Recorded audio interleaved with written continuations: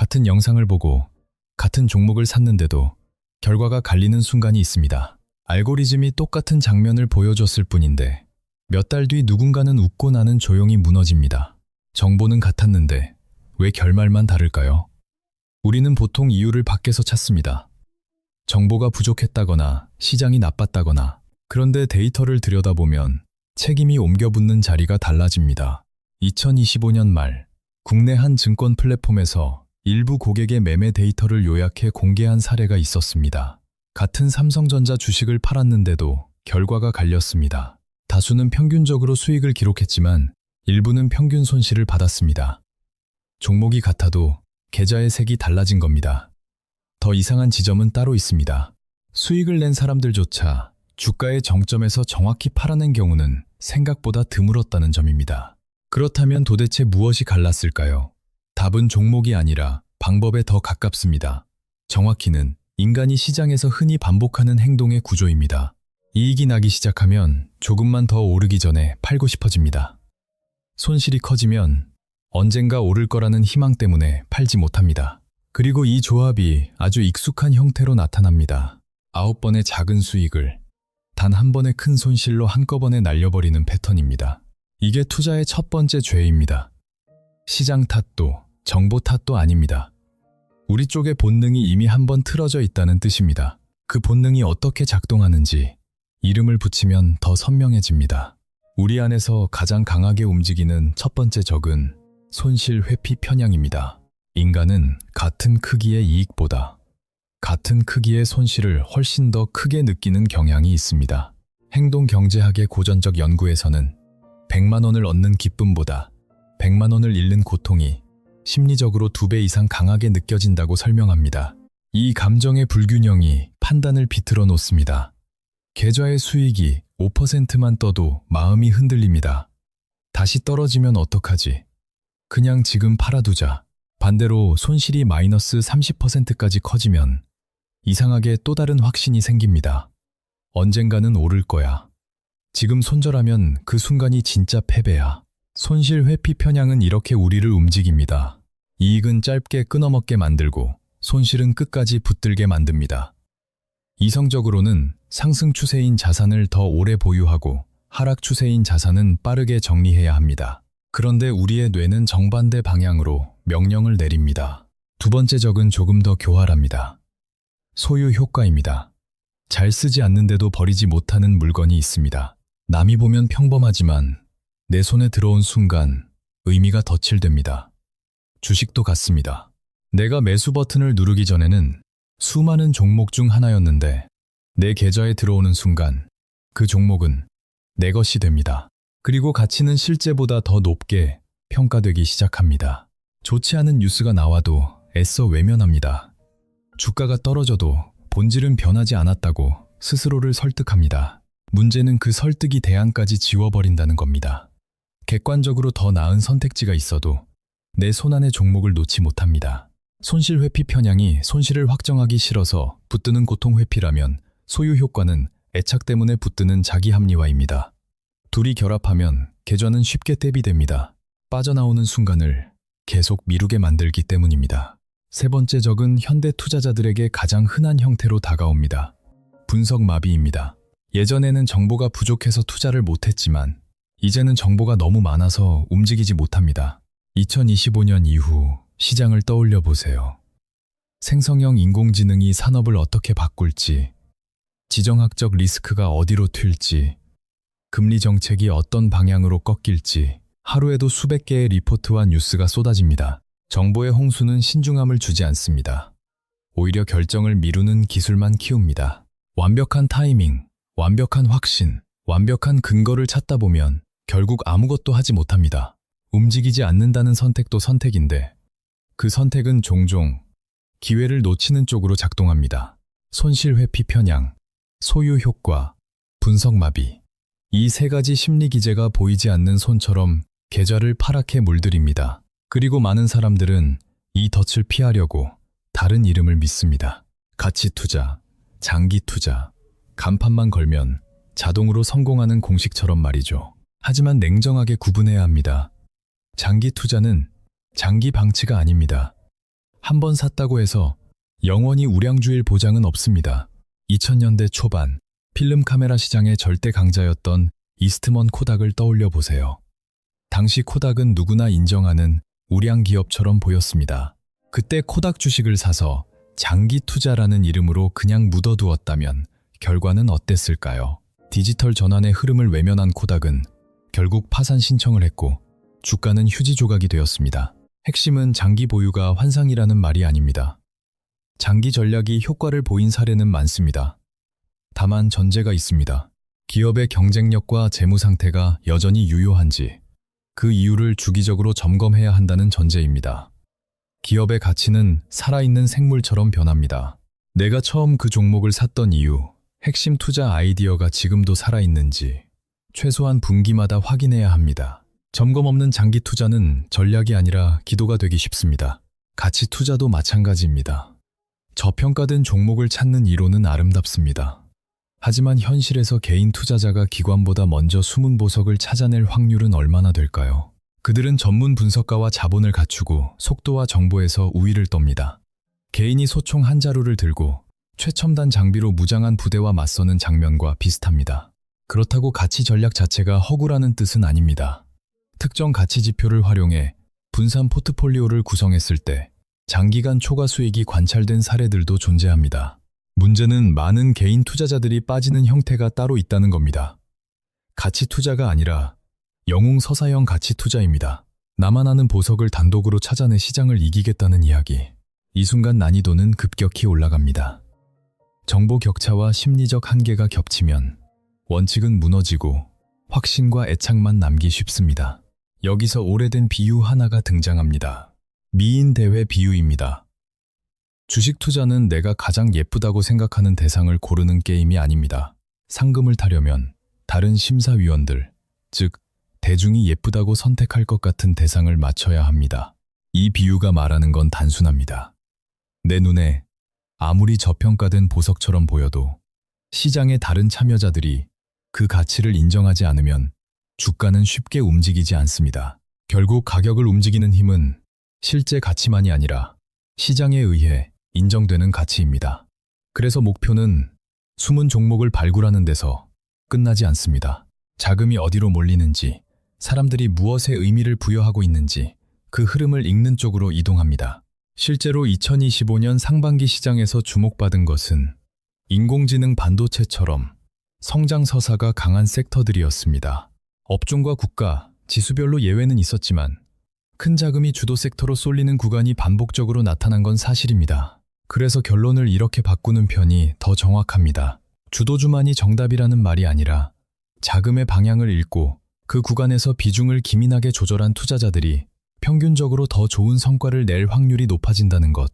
장기와 가치라는 간판이 문제라기보다 그 원칙을 어떻게 설계하고 중간의 변동성과 기회비용을 어떻게 견디느냐가 더 핵심입니다.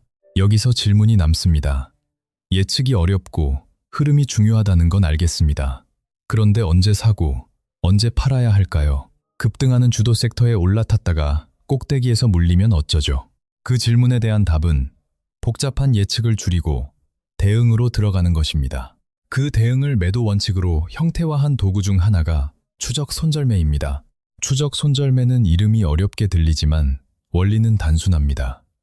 등산을 한다고 상상해 보세요. 뒤에서 보이지 않는 안전 요원이 내가 올라가는 높이에 맞춰 안전 그물을 함께 끌어올립니다. 올라갈 때는 그물이 같이 올라오고 미끄러질 때는 그물이 나를 받쳐줍니다. 추적 손절매가 그 역할을 합니다. 예를 들어 10,000원짜리 주식을 샀다고 가정해 보겠습니다. 고점 대비 10% 하락하면 자동으로 매도되도록 기준을 잡습니다. 주가가 11,000원으로 오르면 안전 그물 같은 기준선은 9,500원으로 올라갑니다. 주가가 15,000원까지 오르면 기준선은 13,500원이 됩니다. 가격이 상승하는 동안에는 이익을 따라붙어 지켜주고 기준선은 그림자처럼 위로 따라 올라갑니다. 그러다 15,000원을 찍고 하락이 시작되면 어떻게 될까요? 14,000원, 13,600원. 아직은 괜찮습니다. 하지만 13,500원을 건드리는 순간 시스템은 감정 없이 매도를 실행합니다. 결과적으로 우리는 10,000원에 사서 13,500원에 팔아 35%의 수익을 확정합니다. 최고점인 15,000원에 팔지는 못했지만 인간 심리로는 어려운 어깨에서 파는 구간을 규칙이 대신해 준 겁니다. 수익이 조금만 나도 빨리 팔고 싶어지는 본능을 누르고 추세를 따라가다가 꺾이는 초입에서 이익을 지키는 구조입니다. 다만 여기서 가장 위험한 착각이 하나 있습니다. 고점 대비 10%를 모든 종목에 똑같이 적용하면 된다는 생각입니다. 주식마다 변동성의 성격이 다릅니다. 변동성이 큰 종목에 너무 촘촘한 손절폭을 걸어두면 상승 추세 속 건강한 조정에도 쉽게 털려나갑니다. 반대로 변동성이 낮은 종목에 너무 넓은 손절폭을 걸어두면 하락 추세가 한참 진행된 뒤에야 정리하게 되어 손실이 커질 수 있습니다. 그래서 핵심은 하나입니다. 내가 투자하는 자산의 평균적인 변동성을 파악하고 그에 맞춰 손절 라인을 유연하게 조절하는 것.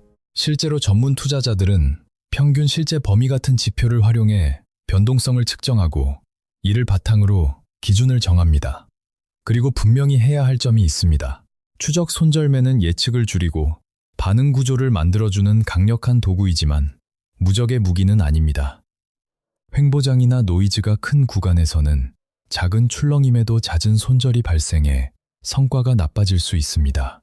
손절폭의 설정에 따라 결과도 크게 달라집니다. 그래서 추적 손절매는 만능장치가 아니라 시장 환경과 변동성에 맞게 조정하고 점검해야 하는 리스크 관리 도구로 보는 게 정확합니다. 이제 우리는 이익을 지키고 손실을 제한하는 매도 원칙을 손에 넣었습니다. 그런데 더 근본적인 질문이 남습니다. 아무리 좋은 매도 규칙이 있어도 애초에 한 종목에 너무 큰 돈을 넣었다면 단 한 번의 실수로 회복 불가능한 타격을 받을 수 있습니다. 그렇다면 프로들은 무엇을 살까보다 먼저 무엇을 결정할까요? 얼마나 살 것인가입니다. 포지션 사이징, 투자 비중 조절입니다. 몰빵 투자라는 말이 왜 그렇게 달콤하게 들릴까요? 확신이 생기는 순간 가진 돈 대부분을 쏟아붓고 싶어지기 때문입니다. 하지만 프로의 세계에서는 그것을 파산으로 가는 직행 티켓이라고 부르기도 합니다. 프로들은 시작할 때 이렇게 묻습니다. 내 생각이 틀렸을 때 나는 얼마까지 잃을 수 있는가? 이 질문의 답을 먼저 정하고 그 다음에 매수 규모를 계산합니다. 감정이 아니라 수학으로 계좌를 보호하는 방식입니다. 트레이딩과 리스크 관리에서 자주 언급되는 보수적인 규칙 중 하나가 2% 규칙입니다. 한 번의 거래로 총 자본의 2% 이상을 잃지 않는다. 물론 2%가 업계의 유일한 정답이라는 뜻은 아닙니다. 전략과 자본 규모, 변동성에 따라 1%나 0.5%처럼 더 낮게 잡는 경우도 있고 조금 더 높게 잡는 경우도 있습니다. 하지만 핵심은 같습니다. 한 번의 거래에 계좌를 치명상 입힐 비중을 절대 걸지 않는다는 원칙입니다. 숫자로 보면 더 명확해집니다. 총 투자금이 1,000만 원이라고 가정해 보겠습니다.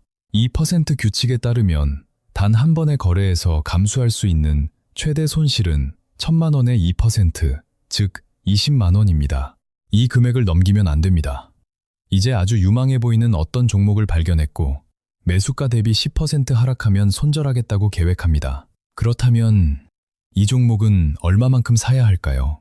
많은 사람은 1,000만 원 전부를 사고 싶어집니다.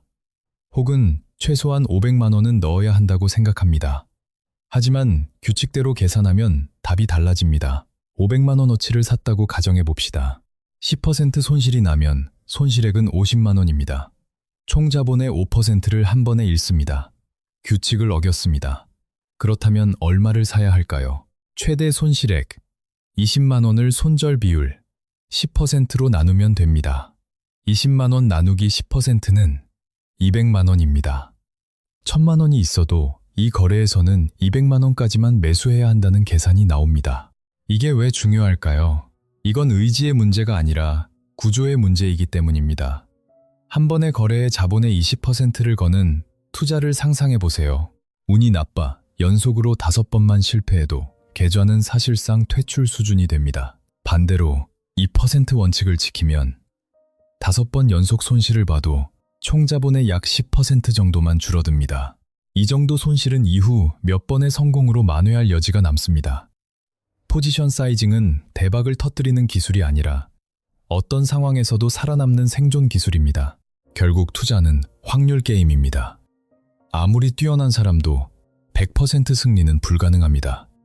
중요한 건 이길 때 얼마를 버느냐가 아니라 질 때 얼마를 덜 잃느냐입니다. 이 차이가 장기적으로 부자와 파산자를 가르는 기준이 됩니다. 여기까지 오면 우리는 두 가지 무기를 갖습니다. 이익을 따라붙는 추적 손절매, 생존을 지키는 포지션 사이징. 그런데 마지막 문제가 남습니다. 실제 시장에서 내 돈이 걸린 순간에 과연 이 원칙을 감정의 흔들림 없이 실행할 수 있을까요? 솔직히 말하면 인간의 의지만으로는 어렵습니다. 손절 버튼 위에서 손가락이 몇 번이고 멈춥니다. 조금만 더 기다리면 반등할 거라는 희망이 이성을 마비시킵니다. 그 순간 지식과 원칙은 감정이라는 파도 앞에서 쉽게 부서집니다. 이건 나약함의 문제가 아닙니다. 인간의 구조가 그렇기 때문입니다. 그래서 방법은 의지를 강화하는 쪽이 아니라 감정이 끼어들 틈을 줄이는 쪽에 있습니다. 원칙을 코드로 바꾸고 시스템이 대신 실행하게 만드는 겁니다. 우리가 매일 사용하는 HTS나 MTS에는 그 목적에 가까운 기능이 숨어 있습니다. 자동 감시 주문입니다. 증권사마다 이름은 다를 수 있지만 핵심은 같습니다. 미리 조건을 입력해두고 조건이 충족되면 자동으로 주문이 실행되는 구조입니다. 방식은 간단합니다. 주식을 매수하자마자 두 가지 명령을 시스템에 입력합니다. 매수가에서 10% 하락하면 즉시 시장가로 매도한다는 절대 방어선, 손절 주문입니다. 그리고 고점 대비 15% 하락하면 즉시 매도해 이익을 지킨다는 이익 보존선, 추적 손절매입니다. 이 설정이 만들어내는 변화는 의외로 큽니다. 조건을 입력하는 순간부터 우리는 감정의 감시에서 조금 벗어납니다. 하루 종일 호가창을 들여다보며 마음을 태울 필요가 줄어듭니다. 가격이 오르면 시스템이 이익 실현선을 따라 올리며 준비하고, 급락하면 내가 무너지기 전에 시스템이 먼저 손실을 끊습니다. 단순히 편리해지는 게 아닙니다. 투자 방식이 바뀝니다. 고통스러운 의지력 싸움을 냉정한 실행의 영역으로 넘기는 전환입니다. 시스템은 탐욕도 공포도 느끼지 않습니다. 내가 처음에 입력한 원칙을 기계적으로 실행할 뿐입니다. 이 모습은 현대 여객기의 자동 항법 장치와 닮아 있습니다. 숙련된 조종사는 이륙과 착륙 같은 핵심 결정에 집중하고, 순항 중 발생하는 반복 작업은 자동 항법에 맡깁니다. 투자도 마찬가지입니다. 어떤 종목을 왜 사는지, 어떤 조건에서 나올지 그 설계에 에너지를 쓰고, 실행은 감정이 없는 시스템에 맡기는 쪽이 더 현실적입니다. 스마트폰에서 MTS를 열고 자동 감시 주문 기능이 어디에 있는지 찾는 것, 그것이 감정의 굴레를 줄이는 가장 현실적인 시작점일 수 있습니다. 이제 마지막 질문으로 돌아갑니다. 이 모든 원칙과 기술을 하나로 엮어 단기적인 대박이 아니라 지속 가능한 부를 쌓는 길은 무엇일까요? 부자가 되는 것보다 더 어렵다는 말이 있습니다. 부자로 남는 것, 그 길은 결과가 아니라 과정을 쌓는 쪽에 더 가깝습니다. 많은 사람은 투자를 목적지를 향한 단거리 경주로 생각합니다. 하지만 진짜 투자는 지도에도 없는 길을 만들며 가는 긴 여정에 가깝습니다. 그 여정에서 나침반 역할을 하는 것이 나만의 주식 노트입니다. 주식 노트는 단순한 매매 기록장이 아닙니다. 내가 어떤 논리로 들어갔는지, 어떤 기준으로 손절 라인을 잡았는지, 그리고 가장 중요한 것, 그 결정을 내리던 순간 어떤 감정을 느꼈는지, 그 심리의 흔적을 남기는 장치입니다. 탐욕 때문에 추격 매수를 했는지, 공포 때문에 원칙보다 일찍 팔았는지, 그 질문에 답을 남기고 다음 거래에서 그 답을 반영하는 과정, 그 반복이 시스템을 단단하게 만듭니다. 데이터로 보면 성공한 투자자들은 자신의 성공보다 실패에서 더 많은 것을 배운다고 말합니다. 주식 노트는 그 실패를 다시 쓸 수 있는 자산으로 바꾸는 도구입니다. 결국 투자는 한두 번의 대박을 노리는 게임이 아닙니다. 예기치 못한 폭풍 속에서도 내 배가 침몰하지 않도록 손실을 통제하며 꾸준히 자산을 쌓아가는 길입니다. 시장이 좋든 나쁘든 내가 세운 원칙을 지키며 살아남는 것, 그리고 작게라도 꾸준히 이기는 것, 그것이 부자가 되는 것보다 더 어렵고 더 무게 있는 부자로 남는 길입니다. 이 길은 화려하지 않습니다. 쉽지도 않습니다. 유혹과 압박이 계속 찾아옵니다. 하지만 기억해야 할 건 하나입니다. 원칙을 세우고 숫자로 비중을 정하고 시스템으로 실행을 맡기고 기록으로 복귀하는 사람만이 변덕스러운 시장이 쉽게 빼앗아 가지 못하는 지속 가능한 부에 가까워집니다. 지금 당신은 그 길의 시작점에 서 있습니다.